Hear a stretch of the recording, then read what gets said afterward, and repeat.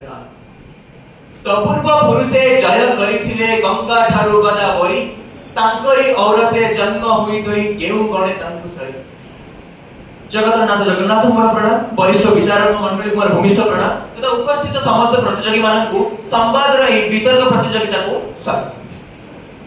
आज विषय वस्तुटी को जेतेबेले मु देखुची विषय वस्तुटी हेउची ओडिसा धनी ओडिया गरीब प्राकृतिक विपर्यय दायी की आगे हम एटा संपूर्ण विपक्ष रे कहबो चाहूची।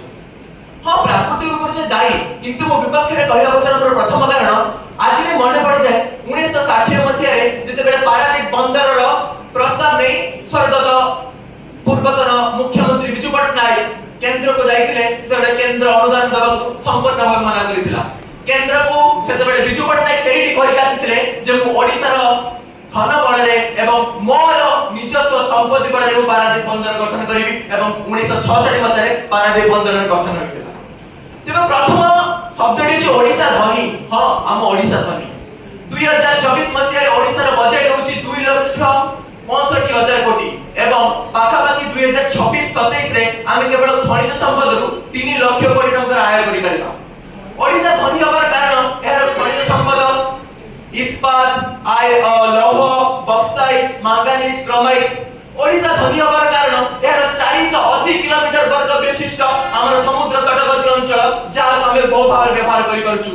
ओडिशा धनी होबार कारण ओडिशा भारतर चतुर्थ बृहत्तम मत्स्य उत्पादन राज्य। ओडिशा धनी होबार कारण ओडिशा पाखरे अछि हीराकुद जल भंडार जोंथर हमें विद्युत शक्ति उत्पादन करि परछु। ओडिशा पाखरे अछि तालचेर कोयला रो हमें विद्युत शक्ति उत्पादन करि परछु। तेबे ओडिसा रो लोक माने गरीब कोन पाए? जदि ओडिसा पाखरे एते परिमाण संपत्ति पर्याप्त होई अछि हम उत्कल माता रत्न गरबा तेबे आमे गरीब कोन पाए? आमे गरीब होबार प्रथम कारण हेउची ओडिसा रो शासन व्यवस्था रे थिबा दुर्नीति। ओडिसा को निश्चित भाबरे बहु परिमाण संपत्ति आसुची, बहु परिमाण धन आसुची, ओडिसा को बहु बजेट आसुची किंतु ता सठिक भाबे लोक माने को पाखरे पहुंची पारु नाही।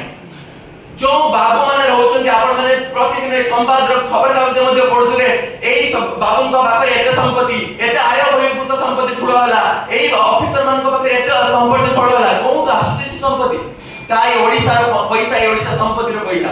तेबे प्राकृतिक विपर्यय को दाय करबा बेले म आपन को जणे देबा चाहिबी जाति संघ रे मीमा मजिदुर नामक जाति संघ रो अध्यक्ष ओडिसा को प्रशंसा करि कहिथिले जे ओडिसा को समग्र विश्व कोबळे भाबरे प्राकृतिक दुर्विपाक को नियंत्रण करि परबो ता शिक्षा उचित।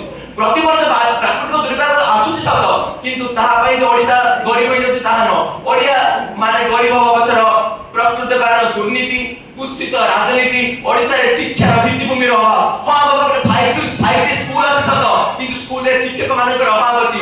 ओडिसा रो लोक माननकु आमे माने 5 टंका रे आहार दउछु, आमे माने मागणा रे चावल दउछु, ओडिसा रो महिला माननकु 5000 टंका रे दउछु, लोक माने मागणा रे पैसा खाई माने कार्य करे बाहर नथि। जदि आमे ओडिसा रो विकास चाहबु तेबे आमे ओडिसावासी आमे युवा शक्ति आमे माने एकत्रित हेले निश्चित भाबरे ओडिसा रो विकास करि पारिबो, ओडिसा संपत्ति रो विकास करिबो। एति कहि मोर बक्तव्य करछि।